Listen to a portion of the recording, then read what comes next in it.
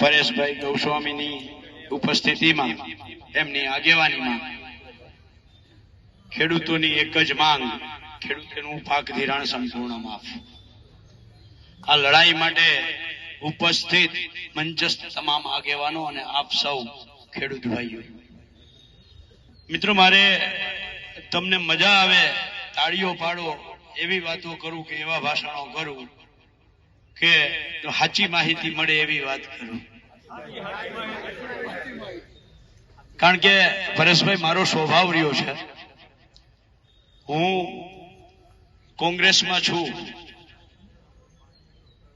એમાં કોઈ ક્યારેય મેં ના નથી પાડી, પણ મેં કાયમી કહ્યું છે કે હું ખેડૂતના ઘરે જન્મો છું તો મારો પહેલું કામ, મારી પહેલી ફરજ મારી પાર્ટી ના હોય, મારો ખેડૂત હોય.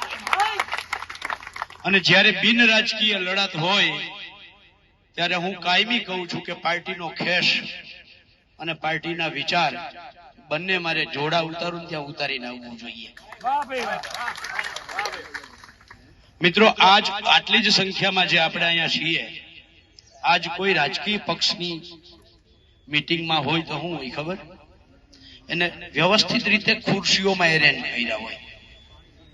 સમજો, વચ્ચેથી આ ઝાડવું છે, આ ઝાડવું છે, એવી રીતે પડદો કરી દીધો હોય, અને પછી લાંબી લચક ખુરશીઓ ગોઠવી દે હોય. 500 જ ખુરશી, પણ કેમેરો આમ લાંબે સુધી દેખાય, અને પછી કે જો આ ભીડ અમારી, જો મેદની ઉમટી પડી.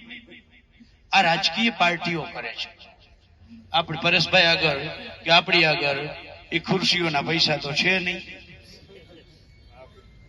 એ કેમેરામેન એરેન્જ કરવાના પૈસા તો છે નહીં.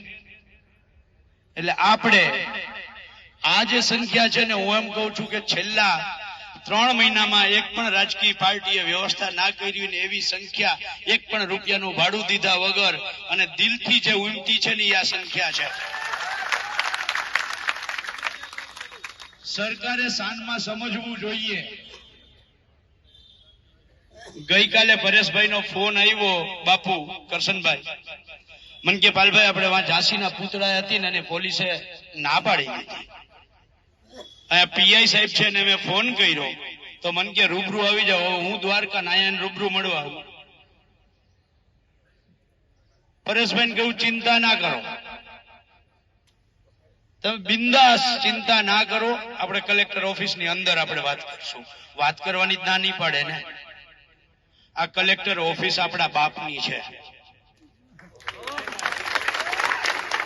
આ કલેક્ટર ઓફિસ આપણા બાપની છે. આમાં એક એક કાકરી જે મુકાણી છે, ખુરશી મુકાણી છે, એના આપણા પરસેવાના ટેક્સના પૈસાથી આ બિલ્ડિંગ બની છે, આ જમીન છે. અને ખુરશી ઉપર બેસનાર કલેક્ટરને પણ હું કહેવા માંગુ છું કે જનતાના સેવક છો. આ માલિક છે, જો આ બેઠા ને આ માલિક છે. અને માલિક જયારે આંગણે આવે ને ત્યારે હેઠું ઉતરીને આવી જાજો આવેદન પત્ર લેવા માટે, અલ્ટિમેટમ લેવા માટે. 5 જણા આવી જાવ ને 25 જણા આવી જાવ, આમાં છીએ નહીં. અહીંયા એસપી સાહેબ હોય, ડીએસપી સાહેબ હોય કે પીએ સાહેબ, જે કોઈ વ્યવસ્થામાં હોય એ સંદેશો પહોંચાડજો. ક્લાસ 1 લેવલના અધિકારી, કાં તો કલેક્ટર, કાં તો અધિક કલેક્ટર અથવા તો ડેપ્યુટી કલેક્ટર, જે ક્લાસ 1 લેવલથી નીચેનો કોઈ અધિકારી આવશે તો અમે અલ્ટિમેટમનો કાગળ પણ એને નહીં સોંપીએ. અને આપણે બધા જ શાંતિથી, પ્રેમથી ગાંધી ચિંધ્યા માર્ગે ત્યાં બેસી અને રામધૂન બોલાવશું. પણ આપણે કોઈ કરતા કોઈ આવેગમાં નહીં આવીએ, ઉત્સાહમાં નહીં આવીએ. કદાચ સાંજ સુધી બેસવું પડે તો બેસવાની તૈયારી છે ને. મારે અહીંયા જવાન છે ભગવાનજીભાઈ, ત્યારે મને ગઈકાલે એક જવાને વિડીયો મોકલ્યો તો, જો મળી જાય ને તો મારે સંભળાવવો છે. ખાલી 1 જ મિનિટનો છે.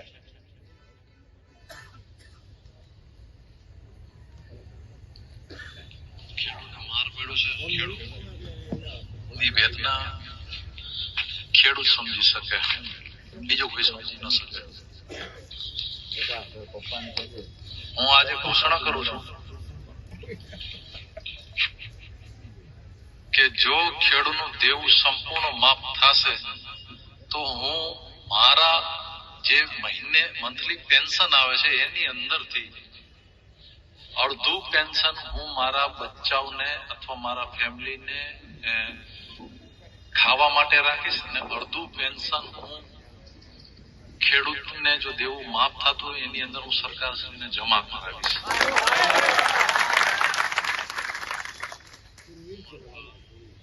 આ છે જવાન. એને એવું કહ્યું, પાછળ કદાચ કોઈ નહીં સમજાતું હોય, એ જવાને એવો વિડીયો બનાવીને મૂક્યો છે કે જો આ સરકાર ખેડૂતોનું દેવું માફ કરે તો હું નિવૃત્ત જવાન છું, મારું જે પેન્શન આવે છે આ પેન્શનમાંથી અડધું પેન્શન હું સરકારમાં જમા કરાવીશ. છે કે સંસદ સભ્યમાં હિંમત? એકે સંસદ 26 માંથી એકે જાહેરાત કરી. અહીંયા મારા દીકરા ઓલું ઘાસ, ડાંગર, આપણું ખેત પેદાશ હાથમાં લઈને એમ કહે કે આમાં વાસ આવે છે. સાંભળ્યું ને? તમે જોયું ને? મેં તો એને તે દિવસે કહ્યું, અને ઘણા ભાજપ વાળાને ના ગમ્યું તો ડિબેટમાં મારો તો વિરોધ કર્યો. મેં એમ કહ્યું કે મંત્રી સાહેબ, તમે જયારે જૈનમાં ત્યારે વધીને 1.5 ફૂટના હતા, આ 5.5 ફૂટના થયા છો ને, આ ખેત પેદાશ ખાઈને થયા છો. એમાંથી તમને વાસ આવે છે? એમાંથી તમને વાસ આવે છે? એટલે સમજવાની જરૂર છે કે આપણી ખેત પેદાશમાં, અરે મારા બાપ, અમે તો ગાયનું કે ભેંસનું ચરણ કરીએ ને એમાં અમને સુગંધ આવે છે, અમે હવારે પોદરો ઉપાડીએ ને એમાં અમને સુગંધ આવે છે, અને તને આ ખેત પેદાશમાં વાસ આવે છે? નપટ, નાલાયક. મિત્રો, સમજવા જેવી વાત છે કે પરેશભાઈ શું કામ એમ કે છે કે ખેડૂતોનું પાક ધિરાણ માફ થવું જોઈએ.